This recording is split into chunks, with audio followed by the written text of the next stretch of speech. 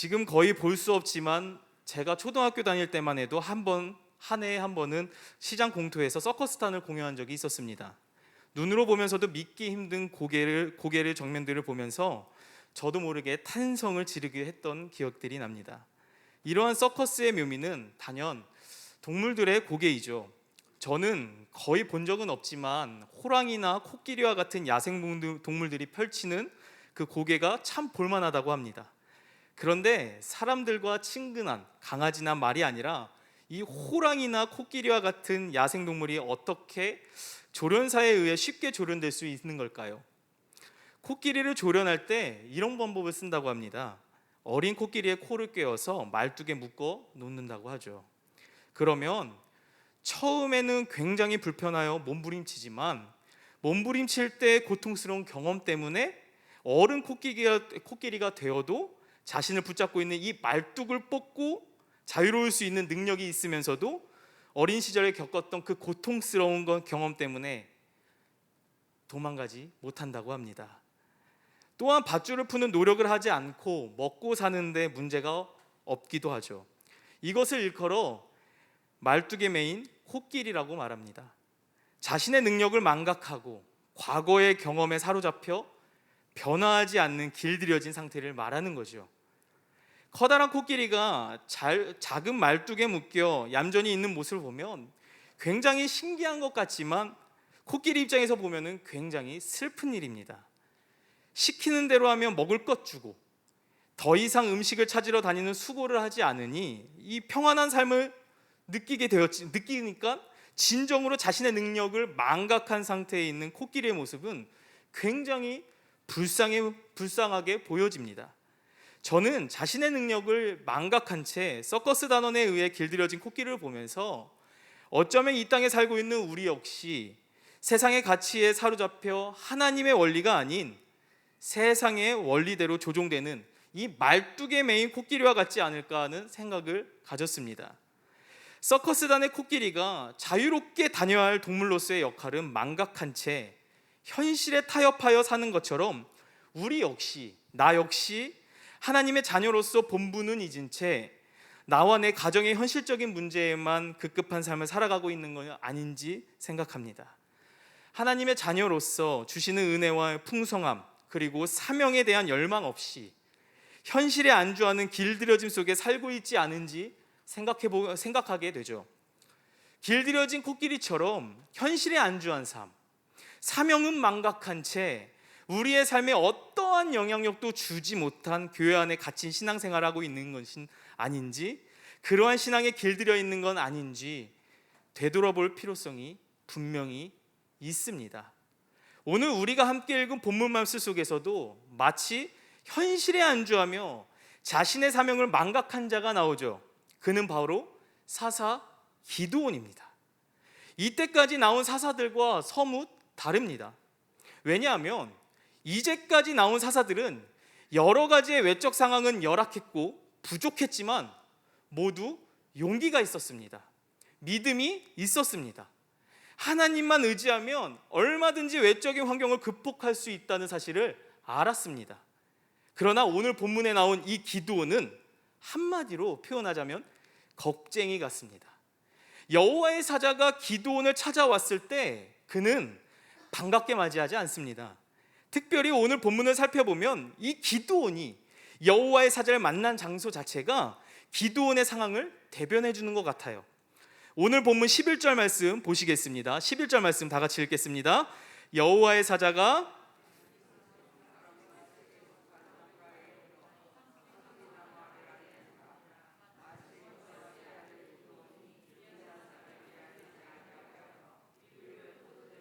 타작하더니, 여호와의 사자가 기드온을 찾아왔을 때 그는 미디안 사람들에게 들키지 않기 위해 포도주 틀에 숨어서 밀을 타작하고 있었습니다.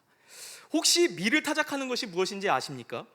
준비된 그림이 있는데요, 한번 보여주세요.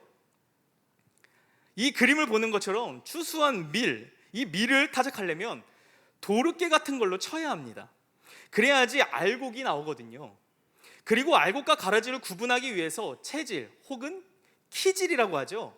키질로 던지면서 바람에 부어 가라지는 날아가고 알곡만 남는 거죠.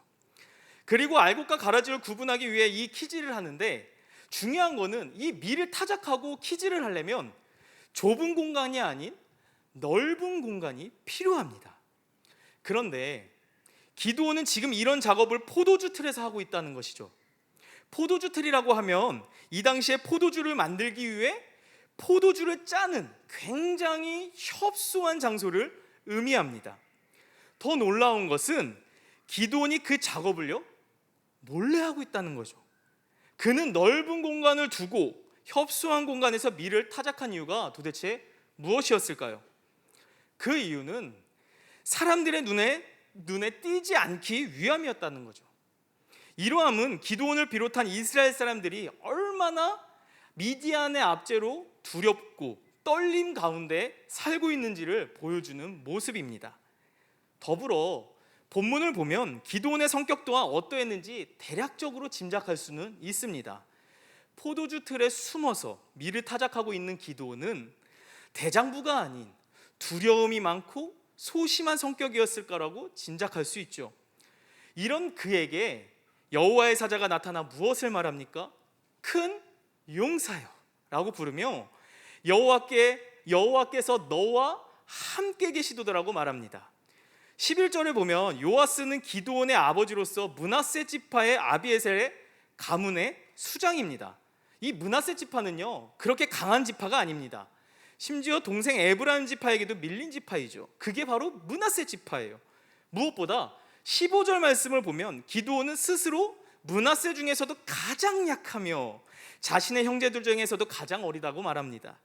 소심하고 연약하고 이 불안함고 자격 없는 이 기드온에게 이스라엘을 미디안 손에서부터 구원하라고 여호와의 사자는 명령한 것이죠. 어떻게 보면 굉장히 역설적입니다. 왜냐하면 기드온은 큰 용사가 아니기 때문이에요. 그는 겁쟁이며 굉장히 소심한 성격을 가지고 있습니다. 미디안이 무서워서 밀을 타작할 때 숨어서 타작하지 않습니까? 그런데 하나님은 그를 부를 때 큰 용사여라고 부릅니다. 앞뒤 정황 맞지 않죠? 그럼 우리는 이 부분에서 한 가지 의문을 가질 수 있을 것 같습니다.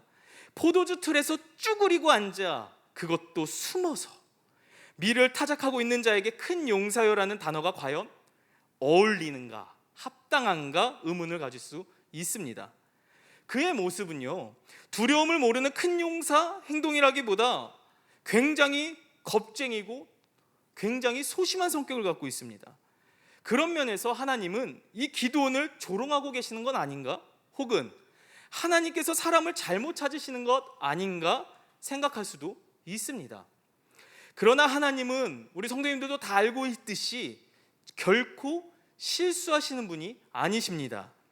하나님은 지금 기드온을 조롱하고 계신 것 또한 아닙니다. 사사로 세울 사람을 잘못 찾으신 것 또한 더더욱 아니겠죠. 두려움, 소심함으로 포도주 틀에 숨어 밀을 타작하던 그 기드온이 대단해서 뛰어나서 그를 큰 용사로 부르신 것 또한 아닙니다. 그렇다면 하나님께서 말씀하시는 그 큰 용사, 큰 사람은 어떤 사람일까요? 저처럼 키가 큰 사람이 큰 용사일까요? 왜 웃으시죠? 네, 저 꽤 키 작습니다. 몸짓이 큰 사람이 큰 용사일까요? 무술을 잘해야 큰 용사일까요? 그렇지 않습니다. 성경에서 말하는 큰 용사는 하나님께서 함께 하시는 사람이 바로 큰 용사인 것입니다. 하나님은 하나님의 사람들을 부르실 때 현재의 모습을 보고 부르시는 것이 아니라 우리 내면 속에 깃들어 있는 하나님이 허락한 그 무궁한 가능성을 보시고 부르신다는 사실입니다. 그러나 기드온의 현재 상황과 환경은 그렇지 않습니다. 도리어 자신이 이스라엘 별 볼 일 없는 지파의 가장 약한 가문이며 사회적으로나 경제적으로나 가장 가난한 구성원이라고 기드온은 생각했습니다. 무엇보다 자신이 큰 용사가 될 자질이 아닌 것 또한 알았죠. 그러나 하나님은 기드온과 생각이 전혀 달랐죠. 그의 모습을 보고 하나님께서는 그를 큰 용사로 부르신 것이 아닙니다. 하나님이 함께 하셨기 때문에 그는 큰 용사가 될 수 있었던 것입니다. 누군가 이렇게 이야기한 적이 있었습니다. 작은 사과 씨 하나에 풍성한 가수원을 바라보는 것이 믿음이라고요. 믿음에 대해서 히브리서 기자는 분명히 이렇게 말했죠. 믿음은 바라는 것들의 실상이요 보이지 않는 것들의 증거니라고 말했습니다. 기드온이 아무리 우습게 느껴져도요, 하나님께서 내가 너를 독수리같이 새롭게 하신다고 말씀하시면 그의 삶이 비록 푸드득거리는 닭처럼 보일지라도 그의 미래는 독수리가 되는 것입니다. 그 이유가 무엇입니까? 하나님께서 그를 그렇게 사용하시기 때문이죠. 분명한 것은 하나님께서 저와 성도님들을 하나님의 사람으로 하나님 나라의 사역을 위해 부르셨습니다. 교회나 직장이나 가정에서나 하나님은 하나님 나라 사역을 위해 우리를 부르셨다는 것입니다. 그런데 이 부르심 앞에 우리는요, 내가 이를 감당할 그릇이 안 돼서, 내가 이런 일을 할 수 있는 사람은 아닌 것 같은데, 이거 어울린 옷이 아닌 것 같은데 생각할 때가 종종 있습니다. 그래서 우리는 그 부르심 앞에 저는 아직인 것 같습니다 말하기도 하고요, 다음에 하겠습니다 말하기도 할 때가 너무나도 고사합니다. 그러나 우리와 달리 하나님은 믿음의 눈으로 우리의 내면 속에 깃들여 있는 다양한 은사와 고귀한 성품들을 바라보시고 하나님 나라를 위해 우리를 선택하여 부르셨다라는 사실입니다. 그러나 우리는 나의 현재의 모습, 겉모습을 바라보며 연약하고 부족하고 자격 없다고 판단할 때가 너무나도 많습니다. 하지만 하나님은 우리의 부족함을 보시는 분이 아니라 미리 심어놓은 그 무궁한 가능성을 바라보시고 우리를 큰 용사로 말씀하시며 부름 앞으로 나아오라고 날마다 요청하고 계시다는 거죠. 하나님의 그 거룩한 부르심 앞에 결코 세상과 내가 판단의 기준이 되어서 포기하지 말아야 합니다. 하나님의 자녀의 기준은 세상과 자기 자신이 아니라 하나님의 거룩하신 부르심에 있습니다. 세상과 자기 자신이 아닌 그 하나님의 부르심을 붙잡고 나아가고 있는 이 기드온을 하나님은 어떻게 사사로 세워나가십니까? 기드온을 사사로 세워나가실 때 하나님의 두 번째 스텝인데요, 바로 분명한 약속을 주신다는 것입니다. 하나님께서 이스라엘을 미디안 손에 구원하는 자로 기드온을 바로 보내진 않으셨습니다. 부르심을 입었고 자신의 큰 용사라는 것을 들었고 일깨워줬죠. 그러나 자신이 처한 상황과 이 주변 환경들 앞에 언제 다시 기드온은 포도주 틀에 쭈그리고 앉아 타작하던 모습으로 돌아갈지 모르는 그 연약하고 부족한 인생이 바로 기드온이었습니다. 그런 기드온에게 하나님은 흔들리지 않도록 확실한 약속을 주시는데요, 16절 말씀 다 같이 읽겠습니다. 여호와께서 그에게 이르시되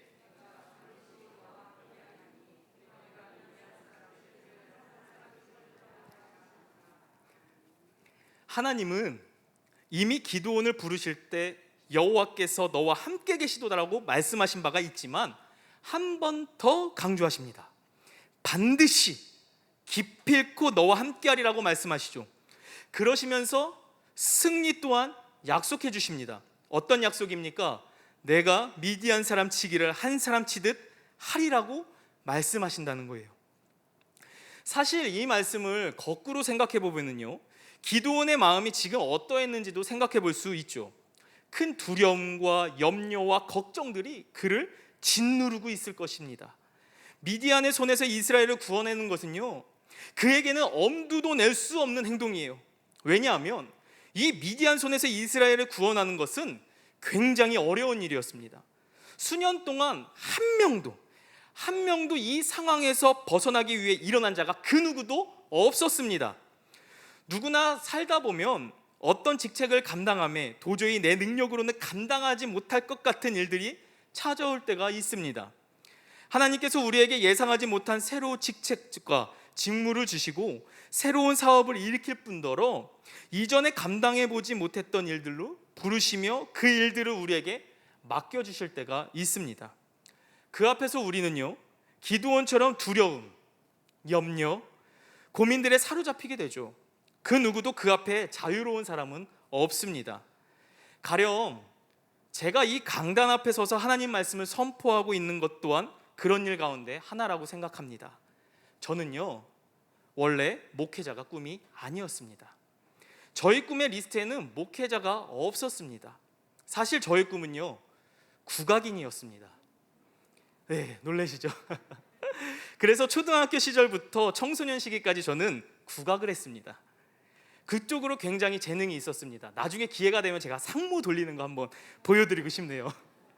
참고로 12발을 돌렸습니다. 가장 긴 거요. 그런데 이런 제가 지금 하나님의 종이 되어서 복음을 전하고 있습니다. 어떻게 그럴 수 있었을까요? 부모님이 권유하셨을까요? 도리어 저희 아버지는 제가 공무원이 되길 원하셨고 어머니는 대기업에 취직하기를 원하셨습니다.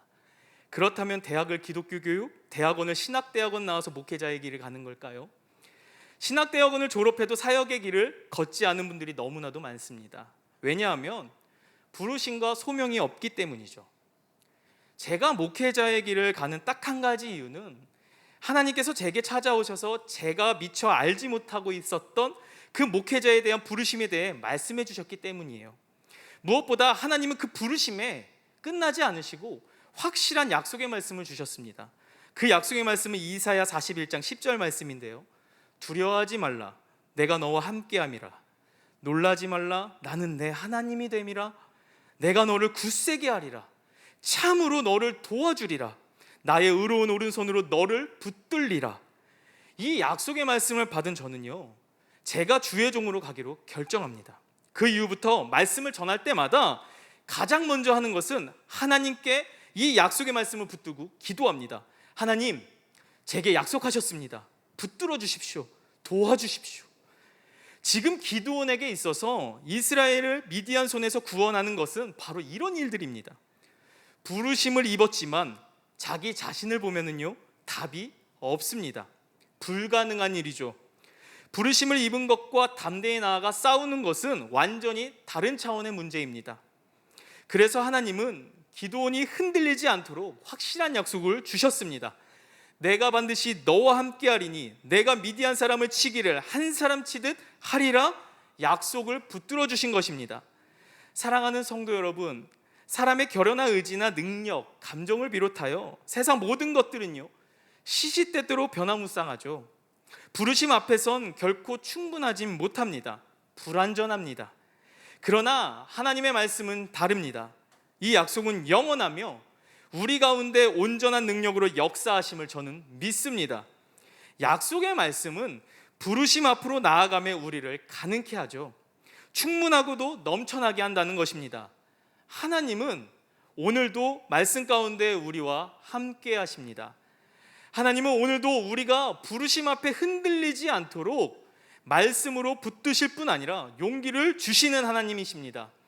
하나님이 주시는 그 약속의 말씀을 붙들고 우리가 믿음으로 움직일 때 하나님의 나라를 위해 받는 하나님의 사람으로 바로 설 수 있게 되는 것이죠.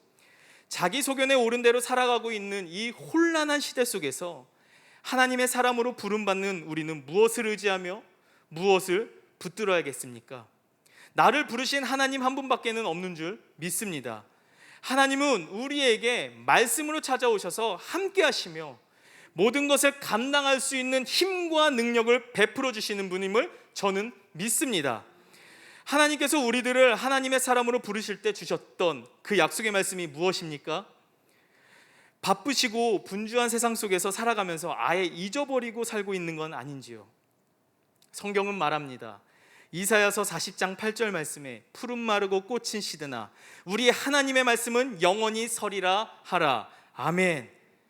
저와 성도님들에게 주신 하나님의 약속의 말씀은 변함이 없습니다. 흐리채지셨거나 혹은 잊혀지셨다면 다시금 하나님 앞에 나아가 귀 기울여 들으시길 바랍니다. 하나님은 분명히 우리를 하나님의 사람으로 부르셨습니다. 부르심 앞에 하나님은 분명한 약속 또한 주셨습니다. 간절히 바라기는 이곳에 함께 예배하는 저와 성도님들에게 오늘도 하나님께서 66권 성경에 담겨있는 다양한 약속의 말씀을 주셨습니다.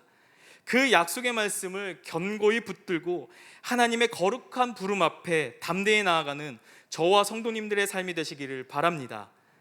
큰 용사로 부르시고 내가 너와 함께하겠다 약속까지 주신 그 하나님, 이제 기드온을 사사로 세워가시는 마지막 스텝을 밟으십니다. 그것은 바로 약속에 대한 확신을 주시는 거죠. 기드온은 부르심을 통해 사사로 소명을 확인했고 함께 하시고 승리하게 하시겠다라는 그 약속의 말씀을 받았지만 완전히 신뢰하지는 못합니다. 그래서 기드온은 하나님께 요청합니다. 17절 말씀인데요, 17절 말씀 다 같이 읽겠습니다. 기드온이 그에게 대답하되 만일 내가 주께 은혜를 얻었사오면 나와 말씀하시니가 주 대신 표징을 내게 보이소서. 아멘. 기드온은 확신이 필요했죠. 부르시고 약속의 말씀을 주신 그 하나님에 대한 확신이 필요했습니다. 그래서 요청합니다. 무엇을 요청합니까? 18절 말씀에 예물을 가지고 주께로 와서 주 앞에 드리기까지 이곳을 떠나지 마십시오. 먼저 조건을 거는 거예요. 그리고 염소 새끼 하나와 가루 한 에바로 무교병빵을 만들고 고기를 소쿠리에 담고 국을 양푼에 담아 상수리 나무 아래로 가지고 갑니다. 그러자 하나님의 사자가 기드온에게 말합니다. 고기와 무교병을 가져다가 바위 위에 놓고 국을 부어라. 그리고 여호와의 사자가 손에 잡은 그 지팡이 끝에 내밀면서 고기와 무교병에 대니 어떤 일이 일어납니까? 불이 바위 위에서 나와 고기와 무교병을 살라버립니다. 21절의 살랐고라는 의미는 흔적도 없이 모조리 태워버렸다라는 것을 의미하고 있습니다. 그리고 여호와의 사자는 사라져버리죠. 그제서야 기드온은 자신이 누구에게 부름을 받았고 약속의 말씀을 받았는지 분명히 깨닫게 됩니다. 기드온은 고백하죠. 22절에 내가 여호와의 사자를 대면하여 보았나이다. 그렇습니다. 하나님께서는 기드온의 부르심, 그 내적인 소명의 확신을 위해 확실한 증거를 주셨습니다. 이 본문을 마주하면 우리는 이렇게 생각할 수도 있을 것 같습니다. 기드온이 하나님께 받은 확실한 증거는 무엇인가? 반석에서 불이 나와서 고기와 무교병을 불사르는 것이 말하겠죠. 그러나 성경을 펼쳐놓고 이 말씀 부분을 깊이 들여다보면 기드온은 우리에게 이렇게 말하고 있습니다. 나의 소명의 확신을 받기 위해 받은 확실한 증거는 여호와 하나님을 대면하고도 죽지 않은 것을 말하고 있다는 것이죠. 우리는 기적과 이사와 표징에만 주목하지만 진짜 기적과 이적과 표징, 기드온이 경험한 것, 그가 하나님을 대면하였음에도 죽지 않은 것을 이야기하고 있다는 거예요. 기드온은 거룩하신 하나님을 보았기 때문에 자신이 죽어야 한다는 것은 분명히 알고 있었습니다. 사람은 하나님의 얼굴을 직접 볼 수 없습니다. 하나님은 출애굽기 33장을 통해 모세에게 말씀하십니다. 내가 내 얼굴을 보지 못하리니 나를 보고 살 자가 없음이라. 이스라엘 백성들이라면 모두 다 알고 있는 사실이죠. 기드온도 이스라엘 백성들이기 때문에 당연히 알고 있었습니다. 기드온은 자기가 만난 자가 하나님의 사자임을 깨닫게 되죠. 하나님의 사자는 곧 그에게 하나님의 권위가 있는 자이기 때문에 하나님의 얼굴을 본 것 같은 것일 거예요. 그러니 하나님 말씀대로 하면 기드온은 곧 죽게 되는 게 맞습니다. 하지만 하나님은 그런 기드온에게 분명히 말씀하십니다. 23절에 안심하라, 두려워하지 말라, 죽지 아니하리라. 하나님께서는 구원의 은혜를 그에게 베풀어 주신 것입니다. 무엇보다 기드온은 하나님께서 자신과 함께하고 계심을 경험하게 되죠. 그리고 기드온은 하나님을 향한 믿음의 확신이 생기게 됩니다. 사랑하는 성도 여러분, 하나님께 부름받아 쓰임받는 사람은 반드시 하나님께서 자신과 함께 계심을 다양한 방식에서 경험하게 됩니다. 그리고 이를 통해 내적으로 자신의 부르심에 대한 그 경험을 통해 확신을 가지게 되는 것이죠. 하나님의 사람으로 부르심에 대한 확신을 가지게 될 때 비로소 우리 안에 여호와 샬롬, 평강이 임하게 되는 것입니다. 이유가 무엇입니까? 하나님이 함께 계시기 때문이죠.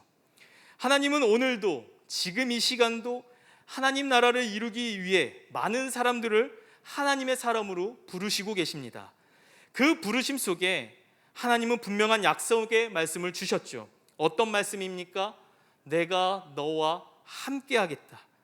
이 약속의 말씀에 대해 확신을 가지게 될 때 비로소 우리 안에 여호와 샬롬, 그 평강을 우리가 경험하게 되는 것이며 무엇보다 하나님이 주시는 그 사명을 강력하게 힘을 가지고 감당하며 나아갈 수 있게 되는 것입니다. 이스라엘을 미디안 손에서 구원하시기 위해 이 기드온을 부르시고 세우신 것 같이 하나님께서는요, 오늘도 구원의 역사, 생명의 역사, 복음의 역사를 이루기 위해 우리를 가정이나 교회나 학교나 학원이나 직장과 사업체, 삶의 모든 분야, 모든 곳에 하나님이 이 시대를 세우신 하나님의 사람으로 우리를 부르셨습니다. 분명 나의 모습을 보면 굉장히 부족하고 굉장히 자격 없고 굉장히 연약한 것들이 너무나도 많습니다. 그러나 하나님은 분명히 우리 가운데 말씀하고 계십니다. 그곳에서, 너가 있는 곳에서 내가 너와 함께하겠다. 믿음으로 승리함을 맛보게 해주겠다. 샬롬으로 역사하여 주겠다라고 오늘 기드온에게 말씀하신 그 말씀이 나에게도 분명히 말씀하고 계시다는 것입니다. 분명한 건 성경은 오늘도 저와 성도님들을 향해서 하나님의 은사와 부르심 앞에 후회하심이 없다 확증합니다. 하나님이 우리를 하나님의 사람으로 부르시고 감당할 수 없을 만큼 놀라운 은사와 능력을 주심에 결코 후회하지 않으신다고도 말씀하시죠. 그렇다면 우리도 그 거룩한 부르심 앞에 후회함 없이 사명 감당하며 살아가야 하지 않겠습니까? 새롭게 시작한 7월입니다. 이 7월은 우리를 향한 하나님의 부르심과 그 약속, 그 증거를 믿음으로 취하여 기쁨으로 그 부르심의 길에 함께 걸어가는 저와 성도님들의 삶이 되시기를 주님의 이름으로 소망합니다.